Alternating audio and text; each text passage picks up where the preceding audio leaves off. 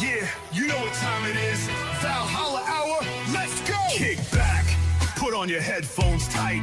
Rob and Matt, bringing fire every night. From the land of 10,000 lakes, we rule the scene. With a crew so fresh, keeping it raw and clean. Minnesota Vikings, kings of the north. We wear our purple heart and let the battle roar forth.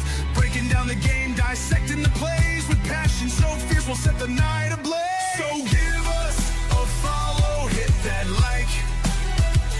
Share it with your crew, you know we're about to strike. Valhalla, our podcast, living life bold, where legends are made and stories are told. This is a Huddle Sports Network broadcast. You can find us on Roku TV, Amazon Fire TV, Facebook, and of course YouTube. Get all your NFL news here first.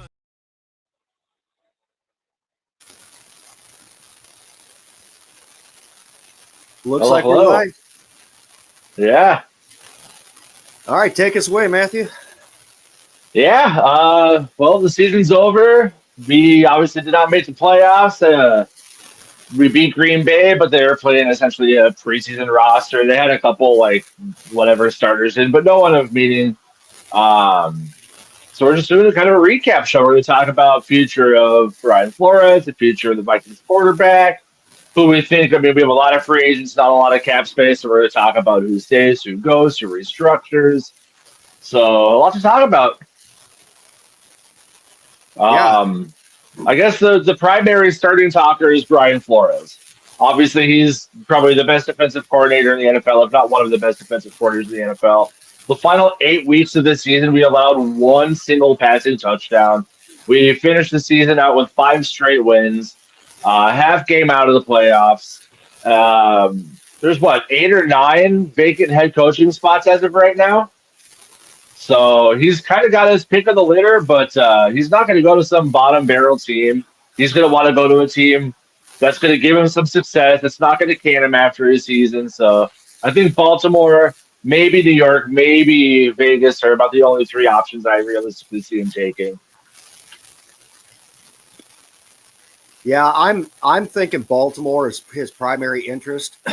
But Vegas, depending on what goes on, first pick in the draft, probably taking the quarterback at that position and whatever, it could perk his interest there too. So, Well, the whole Max Crosby situation, there's obviously been kind of a rocky relationship between him and the Raiders. And I think if they're able to bring in Brian Flores, that might get someone like Max Crosby oh no, I really want to work with this guy. I'm willing to stay because he can really do something with this defense and hopefully get us to being a winning team. And with the number 1 overall pick, if this quarterback from Indiana ends up being a guy, the Raiders aren't deprived of talent on offense. They just got GNC. They got decent receivers. So, I don't know. I think if Brady wasn't there, I think Brady can sweet talk him into going there.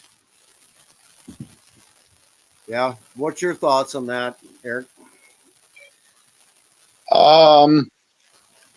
Yeah, I think definitely Baltimore is probably the top of the list for him. And then the Raiders are very, very tempting for him. But that number 1 overall pick always is tempting for a new head coach. Right. And like Matthew said, they have a ton of talent on offense. They really do. They spent a top 5 pick on a running back last year. A top 10 pick on a tight end, or top 15 pick on a tight end. They got the skills there. It's just a matter of putting the right guy behind center. But I also think it comes down to who he can get as offensive coordinator for the Raiders. If he can get Brian Dable or Stefanski to come in and run the offense, I think he'd be more, that's a bigger picture, but I think that's more enticing as well. Well, Luke has got his hot take here. Ravens, Raiders, Dallas defensive coordinator, Minnesota defensive coordinator. I'm hoping if it's a lateral defensive coordinator move that he would stay in Minnesota, and that Minnesota would pay him whatever he wants to not go to Dallas. But I think he kind of does. If it's a lateral move, I think he stays. But yeah, can't they block lateral moves anyway? No, well, Yeah, his contract. Oh, So gotcha. normally, yes, but see, that's where Durante Jones comes in. Interesting too, is if I think he interviewed with the Giants for their head coaching position, or was they requested to interview him for Yeah. their head coach position or defense coordinator position? I forget Um, one of the two. But see, that's a move up for him. But he would be my number one successor for Flores right. if he goes, there's really not much to look at as far as understudies of the Flores style defense to keep around. Yeah, Right. and see, I can't find anything because they don't always release salaries of everybody on the staff or contracts. I can't find anything on Durante Jones whether he's still under contract. If I was the Vikings, I would block any type of move that they try to do on him until we know what's going on with Flores. Because you're right, he's the only one that could go and run that Flores defense. But if Yeah. it's a DC position, they can't block it because it's a move up. They can only block lateral moves. Yeah, So if like the Giants or whoever, I think it was the Giants that wanted to interview him for DC, Yeah, I think you're right. they can't block that move because it's a move a upward. promotion. Yeah. Well, how did you guys feel about bringing in Morris after he got let go by Atlanta? Like, he's one of those times that's a better coordinator than he is a coach. Like, You I know, would be okay with that. yeah. If There is if, one. if you couldn't promote from within, as far as like Durante Jones yeah, and maybe the D line coach seemed very experienced, but I don't know, how much of Flores's defense he absorbed. So that's kind of a hard one to take under because I think right. that our D line coach had like 16 years experience. So he's the guy that's right in that window to start taking over that position too. There is one dirty trick the Vikings could do if they really wanted to. They'd be kind of unprecedented, and it might start uh, a bad trend and change the way business is done forever. But if they're really serious about wanting to keep Durante Jones around until they knew what was going on with Flores, you promote Durante Jones and give him a title of assistant head coach. Then you can pretty much block anything realistically. Just tell him, hey, this is so if we want to keep you around and we want to promote you, we got first dibs on you. But if all things are equal at the end of the day, if you get a better offer doing what you actually really want to do as a defensive coordinator somewhere, we'll let you go. But we want first dibs on you. So congratulations, assistant head coach. Right. Or even assistant defensive coordinator, they could pull that too. Yeah. Yeah, I mean, the Ravens are what they are requesting or already interviewed Matt Nagy. They are looking at Stefanski. They're looking at a bunch of different coaches. So hopefully the Flores thing, like we all talk about the lawsuit and how that kind of impacts the teams that want to hire him. Like as shitty as it is, it works in our favor. So hopefully that kind of just keeps being the trend. Is that until that's resolved, he's really not going anywhere. And the Vikings can just throw a bunch of money and be like, "Hey, try again in 3 years, but we want you for the next 3 years." Yeah. There's always going to be a ton of teams firing coaches. And Baltimore's probably the most attractive team that's needed a head coach in the last couple of years outside of Minnesota. So I could definitely see, but yeah, the interest has to be on both sides, obviously. Was Yeah. Harbaugh the longest tenured head coach at that point until they fired him here? Yeah, I think so. He'd been there forever. I mean, he won a Super Bowl for him. Yeah, I in was say him or Tomlin. 2012, Yeah. I think it was 2012 they won that Super Bowl. Yeah. Yeah, they So beat they the won 49ers. that 13 years. It's You just know. crazy that a missed field goal is the difference between him getting fired and Tomlin getting fired. Right. And I think everybody's kind of waiting for the Harbaugh Flores dominoes to fall before anybody else makes decisions. Right. There was that meme that went around the sports pages of how the Packers are kind of iffy on the floor and they might just can him and bring in Harbaugh, depending on how tonight goes. Right? I mean, it could be interesting. There is Yeah. a large part of me that someday, at some point in the future, I wouldn't mind seeing Mike Tomlin back in Minnesota. Yeah, I mean, if the Steelers would have let him go, that would have been, a decent replacement for if he would take a demotion to DC. That wouldn't have been a bad replacement. Yeah, it's like he's one of those. Go ahead. Oh, I know. I was just saying, that's the type of head coach that he goes straight back to being a head coach. He's not taking a demotion. Yeah. Some guys don't mind doing it because it is they keep gaining a salary for like a year or 2 years or whatever, but the stress is greatly reduced from head coach. And they stay relevant. They stay in the headlines. Yeah. They can just have a breather for a couple years, mentally relax for a little bit, get their win back, and then jump back into being a head coach. You do see a lot of guys, take that demotion to coordinator, and then they're back at head coach again and whatever. That's fair. On that note, do you see the Vikings making any changes in coaching staff as far as O-line coach, special teams coordinator, anything like that along the lines? I know we want it, but I haven't heard any rumblings or anything about that whatsoever.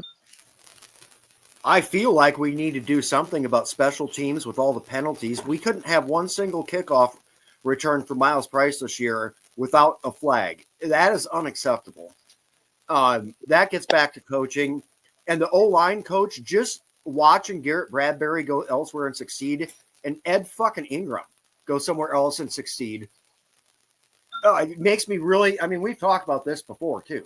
That makes me seriously question. Well, yeah, because you even look at Ezra Cleveland is with Jacksonville. All three of those guys are in the playoffs. And then the last two games of the season, the Patriots starting left tackle was Vidarian Lowe. Are you fucking kidding me? This is a guy who didn't even make, I don't think, more than 20 snaps for the Vikings, and now he's the backup left tackle for a fucking 2 seed. Should have been probably a 1 seed in the AFC playoffs. Like, holy shit. Well, it's not even just the ones that didn't do good here that left to do better. It's the ones that did better elsewhere and then can't play for shit here. Like you had mentioned before, Eric, about how School was pretty beloved on his last team in Tampa, and then he comes here and we're saying, get the fuck out of here. And then, Fries was the only starter that played the entire season, but he wasn't as good as he was the first 5 games last year. But whether that's just him regressing back to who he was before or O-line coach not getting the most out of him, it's just it's frustrating to if people say well, Quincy spent all this money on bums. It's like, well, no, I think legitimately just our O-line coach is a bad O-line coach. Is it a change in scheme? Is it slightly something where we do more zone blocking or less zone blocking than they did at the prior? Or, because you look at these grades coming out on college offensive linemen, and their outside zone blocking grades are way better than their gap blocking or power blocking grades, and vice versa. Are these things we're not taking into account when we hire offensive line coach and run a scheme and draft these guys? Big picture altogether, why is it not being successful for us? Right. When we came into the season on paper, we loved this offensive line. Granted, we couldn't stay healthy, but it looked like a top 5, top 10 offensive line coming out of the season, Yeah. I guess the frustrating part is the 1.5 games where we did have all 5 starters. We're like, oh, hey, shit, look, we could actually run the ball. It's amazing what this team can do when they actually have protection. But, maybe the scheme also leads to us being more injured, but I don't know. It's frustrating. But you also have Kelly with his 1,000,000 concussions. That's unacceptable. Brando played really actually pretty solid as a backup center instead. I don't think any of us would be super upset if we went with Brandel as the future starting center. Mm. Darisaw, he needs to stay on the field, but when he's on the field, he's absolutely an impact player. Donovan Jackson had a really good rookie season. He what 786 snaps. He only allowed what 5 QB pressures or 5 QB hits, 2 sacks. Like Yeah, hell of a I season mean, for him. quietly he played really well on that offensive line. Yeah, When Dallas had the really good offensive line, what was it, about 5, 6 years ago, or was it longer than that? well, I think that was like 7, 8 years ago, probably the Zeke prime days. Who is their O line coach then? Because that's the guy. Well, That's the kind of guy we should be getting. I have no I idea. I'm couldn't trying tell to you. Google it. I was just looking at the Texans and Indy's O line coach. I think Tony Sperano Jr. is Indy's O line coach. Really? Yep. I don't know if you guys remember a quarterback named Davis Webb a few years ago. He is the passing game coordinator for the Broncos. He's like 29 or 30, and they're talking about OC positions for him already. Jeez. And he was just a quarterback 4 years ago in the NFL. Like, good for him. yeah, like, so, I mean, grabbing up some of these guys early, like assistant, O-line coaches, and maybe giving them a shot that are well, that's where we got, Chris Cooper was. He came from Denver, and they had the best offensive line, and he was the assistant offensive line coach. Did he not bring with him what he thought? Did the Ram style that O'Connell brought with him change how he coached? I don't know, but there's so much we don't get to see behind the scenes with coaching that it really is so frustrating that we can't tell why things aren't successful when they should be. Right. To Luca's point here, 12-second pass routes don't help. I would say that is true when you can see that they're bringing extra pressure or they're bringing the house, but that's also on the quarterback to audible out of it if he knows he's going to get fucking ran over. Yeah. I mean, you still have your big playmakers down the field with Jefferson, Addison, and lots of times Hawkinson and whatever. You can't just abandon them and throw short passes every time somebody thinks they want to bring the heat too. I mean, at some point in time, you have to pick up a single blitz, and if they're bringing multiple pressures, you got to audible out of that. Dump it to your safety valve, live to play another down, and then manage. The thing that drives me nuts is when they rush 3 or they rush 4 and they still freaking get home. Right. Yeah, I think one thing I've noticed, and it's not just the Vikings, but I think it's kind of NFL wide, and it kind of stops from high school to college, and NFL just completely dies off, is running routes that set up deep routes. Your slant and goes, you're out and up, you're up and out, you're out and ups.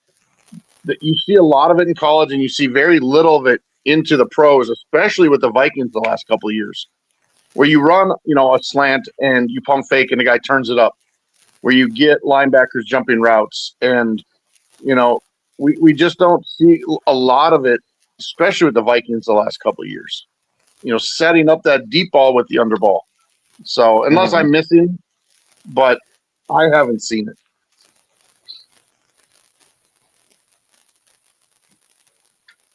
Yeah. I mean, that's kind of if you want to have these receivers that are making 35 plus million a year like Jefferson, and you want to keep receivers like Addison that are going to be demanding close to 30 million because he's going to be getting close to wide receiver one money. Otherwise, he's going to leave. Like, you have to have an offense that caters to them, and we all want big, flashy passing plays, and you can't just sit there and dink and dunk. I mean, you're going to have that Naylor, you're going to have that Oliver that is going to be in the short that you can, like Rob said, at least check it down to if need be. Just because you're having a 5-second developing route play doesn't mean that's half. You have to go there with the ball in that play. Like, they're taking the attention off that lower passing attack. Like, how many times a week do we sit there and see, like, oh, man, this guy was wide open, or, oh, shit, Aaron Jones was wide open if he would have just quick toss it to him because everyone was downfield covering the primary playmakers. Exactly.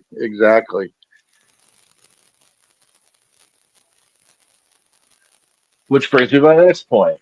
Trade Addison.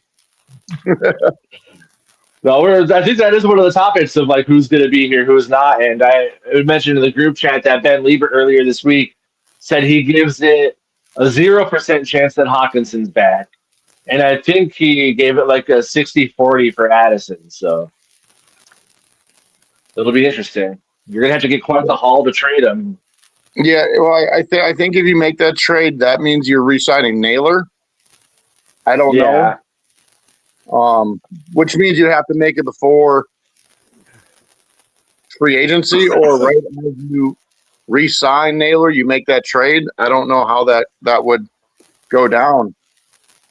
Yeah. Yeah, I think Naylor surprised all of us. And we pretty much shat on him the entire offseason because he was dropping passes left and right. It's like, oh, man, he'll be lucky to make the roster with how bad he's played. And he was arguably our most consistent receiver the entire season. So he definitely earned the right to get a decent payday to stay with the Vikings. And it's one of those things like, do you surround the playmakers you want with the quarterback, or do you give the players that connect with your quarterback? Because if Naylor is that guy, like, I know Addison's the fan favorite, and he's obviously the better receiver between the two, but if he just clicks more with Naylor, do you feel more comfortable getting rid of Addison? The funny thing of it is, in training camp, Addison has always been McCarthy's like number one connection, and then you get to the regular season, it's like you just freaking can't throw the damn ball to him. You know, Right? It's the dumbest shit I've ever seen. And I got to be honest, I'm a huge fan of Jordan Addison, and I would actually be angry as a fan if we parted ways. You don't hit on a number one wide receiver in the first round while having the luxury of having a number one wide receiver already on the team and get a duo like that. You know, people think that we've been on a streak of really good luck with receivers ever since we traded Stephon Diggs. That seemed to like exercise some of the demons we had for like a 15-year period of having trouble garnering talent at that skill position group. It's been nothing but hit after hit after hit, you know, with these guys and everything. Got rid of Diggs, actually got better with Justin Jefferson. Well, you know, Thielen, you know, writings on the wall. He wasn't going to play forever. We draft Jordan Addison in the first round. Rookie year, almost 900 plus yards and 10 fucking touchdowns. I mean, how many teams have a number two that does that? You know, not very many. You know, and then we have Naylor, Speedy, who can come in and obviously fill in. You know, everybody's mad when KJ Osborne left. Oh, look, let me introduce you to Mr. Jordan Naylor. Naylor. Jalen Naylor. Yes, that. Getting names mixed up here, trying to go back and think of too many players. You know, and the only thing that we haven't proven that's been a miss is in the third round with Ty Felton, and that's just because we don't ever put him on the field. Right. Well, that's a third rounder. We still don't know what we have with him, you know. Right. But I'm telling you that it to me is more luck than skill when it comes to drafting and whatever else, because we've just had hit after hit after hit. You don't always have that. It's a crapshoot. People think, oh, we can just trade Addison and we'll get picks and we'll get a replacement. Are you sure? Look how many busts we've had as a franchise in the past trying to pick wide receivers in the first round or you know, with a high 1, 2, or 3 round draft pick. You know, right. Well, like every time I've mentioned trading Addison, I've never been like, well, let's trade him because he's not good. He's really good, and that's why I think he is tradable, because I think the package you get for him makes it worth it. And like, yeah, we see like we can just wait till his 5th-year option to dump him, but then that's when people just wait for free agency, because like, well, you're not going to pay him $30 million in franchise tag, so we'll just wait 1 more year for him to hit free agency, and then we'll just risk it and gamble on getting him then. Where if he's got 2 years left on his contract and those are cheap years and he is this good, you can maximize his trade value and just be like, hey, like we have Jefferson, we have Hawkinson if he ends up staying, we have Oliver, who's been good in the red zone and in the end zone, we have Naylor, who's been good. We can get another 2nd-round receiver and hope that he ends up being good, like Chicago did with Burden. So it's not impossible to at least get someone that could fill in as a slot like 2 or 3 for a couple years. It's just I don't know. Like we're not going to pay him 30 million. I don't want to wait until we only get like a fourth or a fifth rounder. I'd rather get high value. But it also depends on who our quarterback's going to be. Like that's a huge part of it too. If the Vikings are serious and they're sitting there and they're thinking like, hey, we might swing for one of these big quarterbacks and see if we can get one, or at least get someone in like one of the top free agent quarterbacks. Yeah, we're not going to dump these guys because we're going to want to see what they can do. Like if we can get Addison back to being a 1,000-yard receiver, then fine. But if they want to keep McCarthy, I feel like you've got to surround him with the most talent possible. And what's more important, having Addison be dropping passes and being wishy-washy, missing 3 games a year? Do you want to get some more players on the offensive line, some more players in the defense to help the team as a whole? I don't know. Yeah, I think you're right, Matthew, because right now you would maximize his value.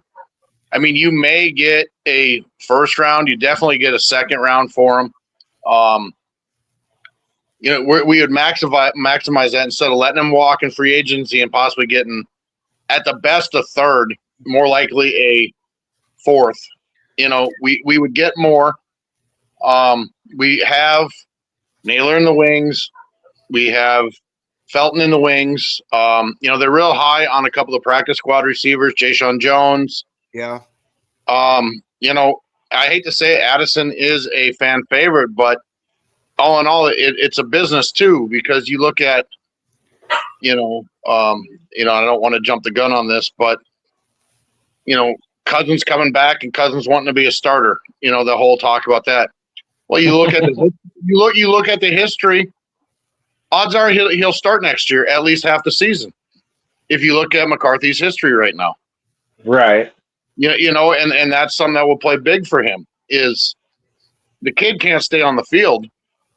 I might as well come in and play 8 games a year, 7 games this year, and see what happens. I mean, right. that's got to be a way to look at it by some of these guys. Well, and we kind of hit it. Oh, sorry. Go ahead. I just wanted to take a quick 10-second station break to remind Vikings Nation listening that 10 years ago today, Blair Walsh went wide left in the playoffs. Okay, resume. Yeah. I just pulled that dagger out with Will got all pro. So come on. Yes. Our kicker, Will the Thrill, otherwise known as Bravo Delta Whiskey, as Luca likes to call him, stands for Big Dick Will, is a first-team All-Pro, and our long snapper for the 4th consecutive year is also an All-Pro on second team, and he's the first long snapper in NFL history, Joseph Paula, that has gotten that honor 4 years in a row. So, despite everybody else on special teams not being able to do anything right in the kick or punt return game,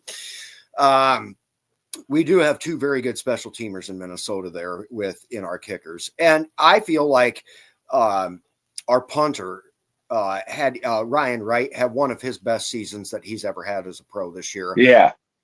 The fact that nobody ever said anything about him kind of just shows you right there.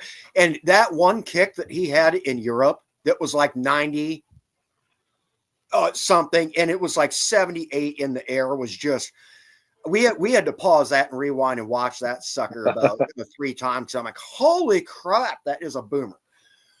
Yeah.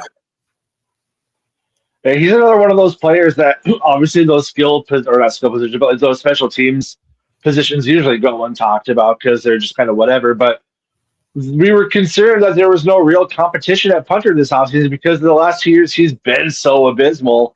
And yeah, there was never a punt where it's like, oh, he really shanked that or really screwed us there. Like, no, he was really pretty solid all season. So, yeah. What was that last comment about a top 20 pick? Oh, this is what Luke would say. Luke is talking still about if there was an Addison trade. And he had a point earlier, off-field stuff is driving his trade value down. So if he can perform, and he can, it's just what are the Vikings need to fix the quarterback position. It absolutely has to happen. Otherwise, nothing that you built this team around on offense is going to work. So let's say in one way, shape, or form they do end up doing that. I think if Addison can keep his nose clean for the next 2 years and whatever, have a 5th-year option, everything, you might actually gain a little bit more trade value by showing that, yeah, I had a rough couple first years. I'm growing up. I'm maturing. You might get some value out of it that way, but for somebody that would be a number one on 3/4 of the teams out there and everything, I'd be asking high. Yeah. And I think that's where Luke is going with that is, I'm definitely asking high, but what is that? Is that where it's going to fall? Right. Right. Well, the longer you wait, the lower that value gets. And another thing too that I usually bring up when I talk about trading Addison is he missed 3 games 2 years ago or the last year, or whatever, and then 3 games this last season.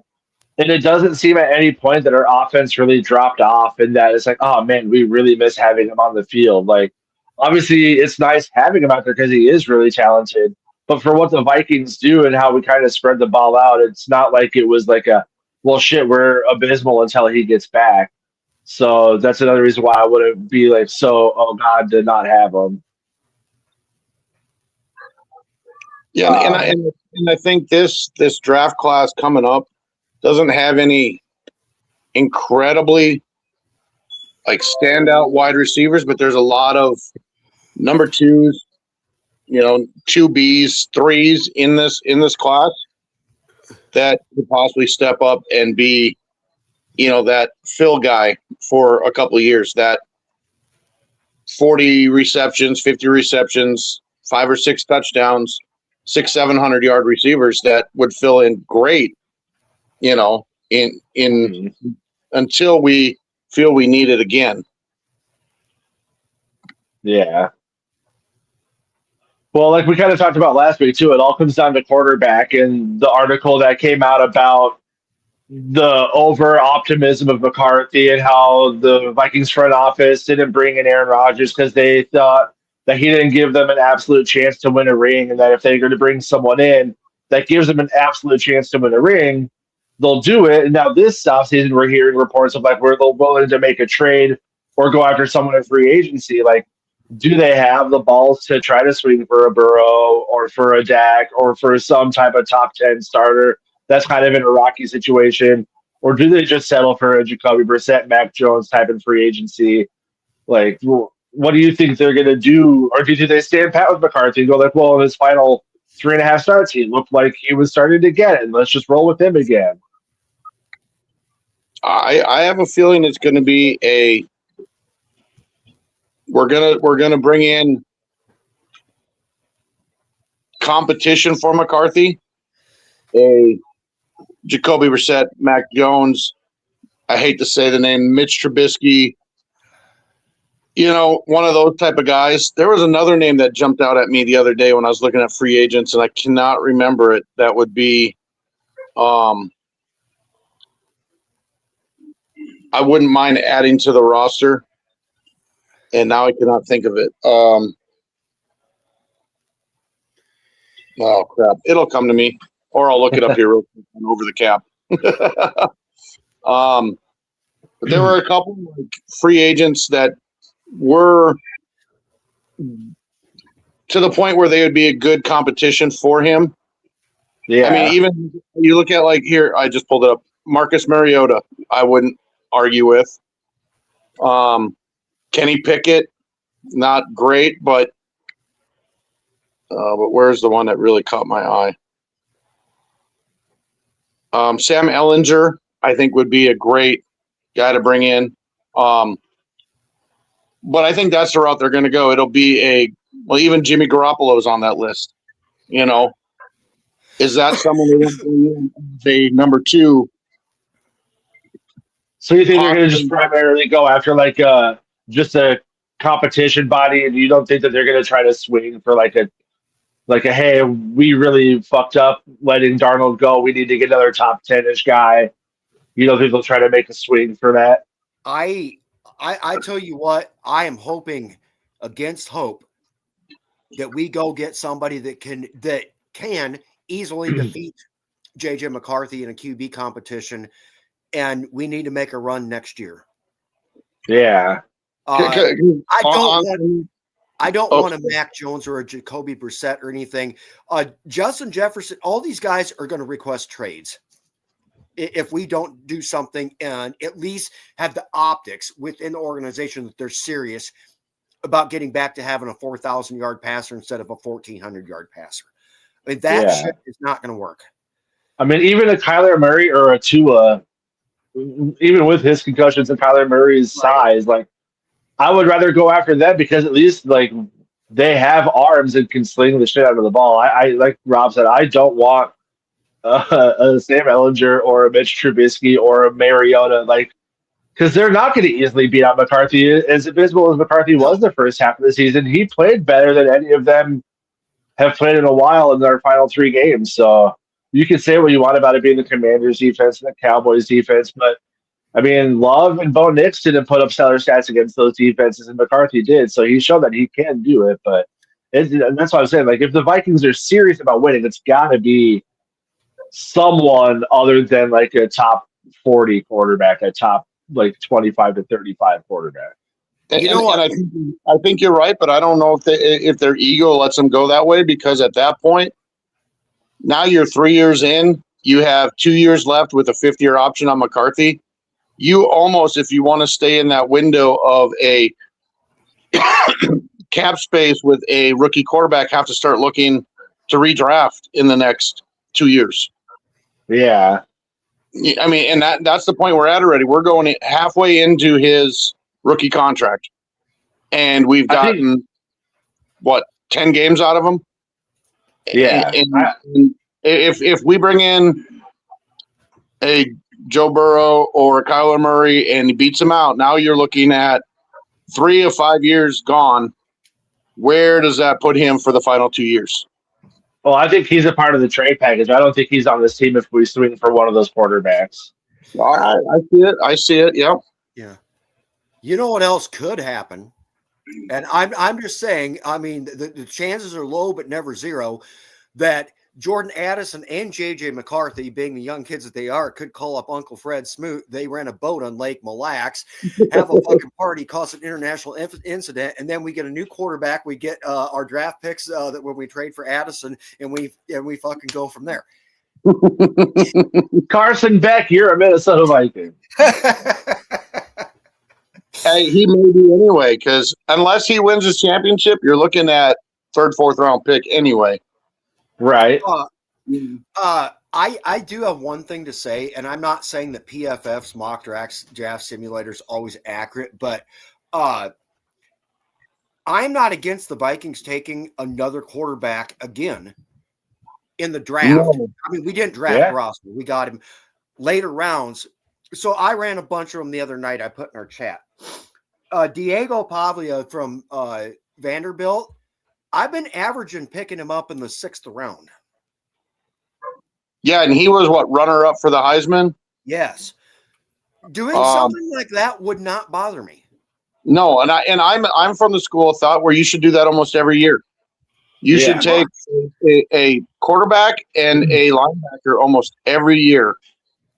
Someone who is not necessarily a game changer, but like a linebacker who will excel on special teams and maybe work his way into the rotation, and a quarterback who will fight for a number 1 or a number 2 position every year. I just, especially with quarterback, in the school of thought of, even if it's 6th or 7th round, if you have 2 7th rounders, always spend one of them on a quarterback. It's just the way I think, and you know, whether they I mean, this guy's going to be an example for years to come. Brock Purdy, you know, Mr. Irrelevant, last pick of the draft. Look where he's at. Look what he's done. You know, he went to Rob's favorite school. Yeah. I drive past there at least twice a week when I go to Ames for stuff. So yeah, I'm not going to get into that. No, I'm actually one of those. I'm one of those Hawkeye fans. Okay, when we play them, And it's easy when we play them every other year, and it's in Ames because it's 15 minutes up the road basically, and everything. But when we're not playing Iowa State, I'll actually kind of half-ass root for them. I'm not like a lot of Hawkeyes fans. That's my most hated thing ever. Hell no. My most hated thing ever when it comes to college, if outside of Notre Dame, because anybody that is a red-blooded American should hate Notre Dame until they freaking join a conference and start sharing money. But outside of that, it's got to be Nebraska. See, 20 years ago, they said Nebraska. they really haven't been relevant. I know, but I grew up my entire life absolutely despising the Nebraska Cornhuskers, and that's a hard habit to break. They're like the Green Bay Packers of the NFL in the college world for me. So story about the Cornhuskers. My guy, I was a senior, he was a junior. He was being recruited by a lot of D1 schools. I went in early, went to work out at the gym, was watching game tape, and fell asleep on the coach's couch. I get nudged by this guy, and he asks, where's Coach Herm? And I looked up, and my eyes got as big as fucking silver dollars, and it was Tom Osborne. Really? Poking me on my coach's couch in a school of 400 people looking for my football head coach. I was speechless. We're talking 95. Right. So that's when I graduated. That was their national championship year, and I was starstruck. It was incredible. Cool. Incredible. Now, the kid I played high school ball with ended up going to Northwestern that year because they had went to, I think, the Rose Bowl or something. But that was, years ago. So, but that's my Nebraska story. I'll always cherish. That's cool. Yeah, that's cool. That is awesome. But but here's the thing, and the last thing I'll say about why we should draft a quarterback again is because there was at least 2 or 3 games this year where we were one injury away from a quarterback that we would have had a defensive back or a wide receiver out there taking snaps. Right. We seriously mishandled that room and that position this year. Not even from a talent standpoint, but from a what the fuck do you do if everybody gets hurt standpoint. The cupboard was bare. And then we overcorrected in the last, 2 games of the year. We had 4 active quarterbacks on the roster.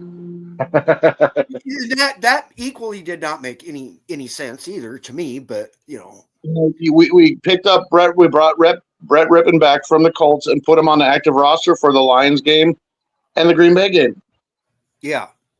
And at that point, it was like overcorrecting too late.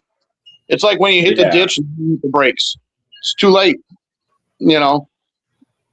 What do you think is the most important thing for one Mr. JJ McCarthy this offseason? Working on his skill set or working on his mental maturity? Because I'm going mental maturity 100 times out of 100 on this. Yeah, we had this debate in one of my polo groups that the whole and Ben Lieber pointed it out on KFan was the whole towel over the hand thing seemed over dramatic. Like there was no bone sticking out, there was no blood. Why were you draping a towel over your hand? It just seemed very dramatic. And you're right, his going from the whole 9 thing to being dramatic about an injury just seems so extreme that his mental maturity needs to be reined in. And you would think, and this is terrible to say, but as a father, you'd think he would be acting more mature. Right. And in case in point, our final game, and it wasn't a super pretty game against the Packers. We almost shut them out. Well, it was 16-3 with one or 16-0 with 1 second left, and then it ended up being 16-3. But when JJ had his run to the right side earlier on in the game and everything, and he stiff armed and then trucked Keyshawn Nixon, who is a pretty good defensive back for the Packers. God, I hate having to say that out loud, but Keyshawn Nixon is a pretty good defensive back in the NFL. And then gets the taunting penalty. It's like, kid, you are the worst quarterback that we've seen on the Minnesota Vikings since the year of 2014. Shut the fuck up. Get back in the huddle and keep making plays. You've missed way more games than you've ever played. We're not in the playoffs. This team is. Read the fucking room. People are here to see you put on a performance, not put on an attitude. We want to know that we have a future in Minnesota at the quarterback position and not a fucking brat that's erratic hit and miss. I can do a couple good things here. I have more batted balls than the Minnesota Twins did this year. And there's some games where I'll just throw 6 interceptions. That's not what we're not looking for that entertainment factor out of you. We're looking for proficiency and improvement on the field. That didn't sit well with me. I mean, as a fan, you kind of find that funny. I didn't even find it funny as a fan. I was like, great. It killed our drive. Yeah. Opening drive of the game, and it was stomped out before it even started because of immaturity. And I keep getting the counter argument. Well, he's 22, blah blah blah. And I mean, this is my own bias. Well, we could have went way more mature with a guy who's sitting in the number 1 seed right now in the playoffs that we passed on. That has the maturity, but it was too old to draft, according to a lot of Vikings fans. You're talking about Bo Nix, right? I wasn't going to say the name, but yes. I know what you were going to say. And I mean, I know during that draft, because we've been doing this show now for several years, and all season long you were high on Bo Nix. All season long I was high on Drake May. I think either of those two on the Vikings would have been a hit. Oh yeah. Yeah, Bo Nix, he obviously would be better than McCarthy, because of availability, and he is just an overall better quarterback. But I also don't think he would have survived a full season behind this O-line. No. And he hasn't had a great second half of the season. His stats across the board, I think, are down from last year. And he's got talent in Denver as well. So, would he be a step above McCarthy? I think almost anybody would be a step above McCarthy right now, but I don't think he would be like this game-changing franchise quarterback here. As far as McCarthy with that taunting penalty, it was very stupid. It did cost us the drive. We aren't in the playoffs, so doing that's stupid. Who are you flexing to? But on the flip side, I'd like to play a little devil's advocate. I do want a quarterback that has that, quote, dog in him and has that moxie. But there's also a time and the place. If you're in the playoffs and you're up 2 touchdowns and you just had that play, go ahead and flex your muscles. Don't do it in a meaningless game against backups, because that's just poor optics.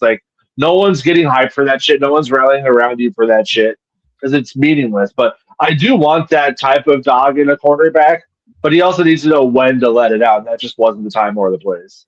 Which is kind of my take on Diego Pavia too. The guy Rob was talking about was when he lost at Heisman, he came out and he was no holds barred. And I get it. That was fire. That was anger. And he retracted his statement, but pardon me. I like that fire. That I was pissed I lost. I think I deserve the Heisman, and I am pissed off I didn't get it. Now, granted, I think the right guy won it, but he had every right to be upset because in his mind he was better, and I like that fight too. But there is, like you said, a time and a place, and you got to read the room and understand the situation you're in when you do stuff like that. Like you said, we're up 14 points. And you want to truck a corner and you put him on his ass, then yeah, flex a little. But you've been injured all season and you want to try to run over a corner when you could have easily stepped out of bounds. It's not the right move. It's not the right atmosphere for it. So yeah, it's a place he needs to grow.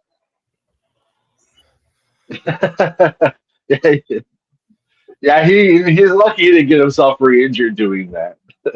Well, Broski's on here giving us his salutations. He says, "Well said, Matt, and poorly said Southern School." Now they're both right. Right. Oh, I missed it. What did I think He's just trolling. Yeah. he's trolling you. I missed it all. No, it's all good. Yeah. No, your point. That's a good point. And the thing of it is, I can take a guy that's fired up because he wants to win and may fly off the handle because he does not like losing. That's the kind of guy I want on my team. I just don't like the childish shenanigans and video gamer era fucking trash talk crap like what McCarthy just needs to grow up. I really hope there is a situation in the later rounds, and PFF could be totally wrong. Diego Pavia could end up going a lot higher than the 6th round, where I've been picking him up the past couple mocks that I've been running and whatever. I wouldn't mind getting a guy like that. I think you bring in a veteran too. You take multiple avenues of approach at this. So Yeah, if Carson, oh, sorry, go ahead. No, go ahead. I want to know where you're going. Well, it's just so I've admittedly said on here, I've been watching the playoffs, but overall, I don't watch college ball outside the Gophers. If a quarterback like Carson Beck is considered like a 3rd or 4th rounder, but this run up for the Heisman is considered like a 5th, 6th rounder, why is he being slept on to the later rounds more than someone like Carson Beck that looks super iffy, wishy washy? Is it just the school he plays for? Like, why, if he's the runner up to the Heisman, why is he projected to go so low? I think it's partly the school he plays at and his experience. I don't think he's very similar. Well, like you look at oh my God, Fernando Mendoza. He played 2 years at Cal before coming to Indiana, and I think. Well, if you look at, for example, here PFF's ratings, you have the kid from Ohio State, then Pavia, Mendoza, and then it's a big drop off. Like Moore is 16th, so and Moore is projected in the number 1 slot in a 1st round pick too. So you can't, like I always say, you can't strictly go off Pro Football Focus, but let me see where he played prior. Well, despite Vanderbilt losing to Iowa in their bowl game, I went back and looked up the stats, and Pavia, put up hellacious numbers in that game. Yeah, you mentioned that last week because Iowa's defense is fucking stout. So to be able to have multiple touchdowns, what it was almost 400 yards or something crazy like that. Iowa's defense, that's saying something. Right.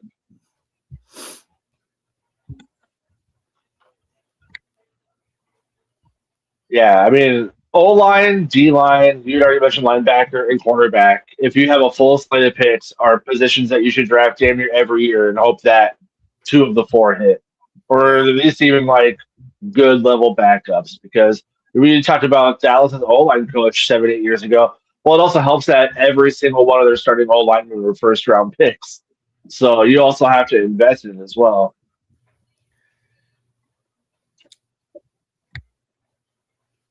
I'm fine with keeping up with. Okay, we have about 5 minutes left. What if we don't keep Brian Flores and Durante Jones is also gone? Let's say we have to go for a whole new defensive coordinator, whether it's Raheem Morris or somebody. Let's say all of a sudden the Vikings go back to what we've done for 60 years, and we go back to a 4-3 defensive front. What do we need? We absolutely need a 3 technique, and we need a nose tackle that can play in that position. Do we have them on the roster right now? No. I think we have plenty of guys that can play 3 technique. We still don't have that big, giant nose tackle that can anchor a 4-3 defense. Right. I'm still for trying to back up the truck because we have a lot of draft picks this year. Let's load up some beef on that fucker too, on the defensive line side of the ball too, since we have enough picks to do so, and we could gain more if we traded down here or there too. We need to get a guy there too. I agree. I think we should be getting those. Trying to pick one about every year, just like a linebacker, a quarterback, and we definitely need to be going after some corners and safeties too and stuff like that. So, but with the amount of picks that we've got, and pending trades, this, that, and the other thing, or moving up in the draft, I think we should really be focusing on that because there's too many unknowns right now. Mm-hmm. All right, so to touch some of those bases, the big nose guy I like in this draft is Dante Corleone. They call him the Godfather. He plays nose tackle at Cincy. He 2 years ago he was phenomenal. He's kind of dropped off a little bit, but he had a great secondary his sophomore year with Brian Cook. You had Ivan Pace there. You know, a couple good safeties, a couple good corners that year. But he's a big beast in the middle and usually takes two people on every one. You know, safety, there's the kid from Toledo that looks really good. Corner, you know, I'm not talking first round guys. There's Chris Johnson from San Diego State, who is an awesome punt gunner as well as a really good corner. So there's guys out there that in the later rounds could fill small shoes really quick. Yeah. Well, and as a fan, and I hate to keep circling back to this, but if Brian Flores does take a head coach job somewhere, that's just one more thing that's going to stick us in the gut with, well, we wasted that too. Yeah. You know, we always waste everything. We wasted Randy Moss's prime. That was a stupid, you know, and the thing of it is, after the Culpepper injury, we weren't serious about doing anything at quarterback. There was just jobbers, everything else. That's why I'm saying we cannot afford to make another mistake like we did 20-some years ago with this quarterback position, because we cannot lose Justin Jefferson requesting a trade or wanting out the way that Moss did because we weren't serious about the quarterback position. This year had better be an eye-opener for everybody from Ziggy and Mark Wilf on down to the ball boy on that team. You cannot do that. The fans weren't having it. The players weren't having it, you know, and I mean, it's going to be bad enough someday if we ever do lose JJ. But losing Flores and having to blow up a defense that was just continually praised by the TV announcers, by every opposing defense, it's like this Minnesota defense is one of the best units you'll see out there. It is impossible to know what is coming. You know, this is one of the best in the business that you're ever going to see. And if he leaves, we'll have wasted it. You know, Well, you know, that's exactly how it's going to work out, too, is we're going to lose Flores, but we're going to solve the quarterback position. We're going to go back to having a top 10 offense next year. Jefferson and Addison are both going to have over 1,000 yards. But then our defense is going to fall back to the bottom 20, and we're going to be giving up 25-plus points every game. That's always how it goes, too. You know, real quick, go back to your point, Rob. If we go back to a 4-3, does that make Grenard, Van Ginkel a little more expendable come trade, especially Grenard? I trade Gennard. I would like to see Van Ginkel still be a left defensive end. As of what we have right now on the team, and I'm counting Hargrave and Allen out because I really do think we need to get rid of them. I'd be having Jalen Redmond or the free technique, or Levi Drake Rodriguez as the free technique. You'd have to have Jalen Redmond as your nose right now, and unless you get somebody bigger.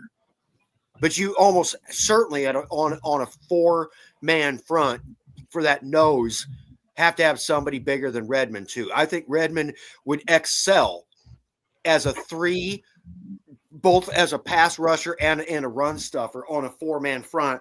And you let Van Ginkel, and at this point, I think Dallas Turner could play right defensive end just fine. Yeah. I think that's who you do, is you do Dallas Turner and you do Van Ginkel. You use what you got unless you got somebody bigger. The ideal situation is we do get a massive ass-kicking nose tackle. You rotate LDR and Jalen Redmond at the 3 technique, pending what you want with run stuffing and pass rushing and everything, and you keep that spot fresh. Does that make any kind of sense, or am I just stupid? Yeah. Makes sense. Okay. You know, I wouldn't be shocked if we traded Grenard this offseason. Oh, shit. We just ran out of time, you guys. We got to go. We'll be back next week. Everybody have a great week. Skol. Yeah, yo, it's game time, ain't no messing around. Huddle Sports Network, the best in town. From NFL rumors to the latest trends, we got all your sports, just tune in, my friends. Catch us on Roku, Fire Stick, take your pick. Facebook, YouTube, where the action's slick. Daily shows that drop like a bomb. From 10 to 11, it's Ken and Ken, stay calm. Huddle up, catch the vibe, feel the rush. Get your news, get your fills in the clutch. Over 27 podcasts, we breaking it down. Join the team, Huddle Sports, wear the crown. Live every weekday, it's how we roll. Lions Talk with Jeremy B, we taking a stroll. From 11 to 12, don't miss a beat. We break down the game, make the info sweet. The Daily Huddle Podcast, noon to 1. CST Zone, we're just having fun. Toss your doubts, we bring the facts. Tune into the Huddle.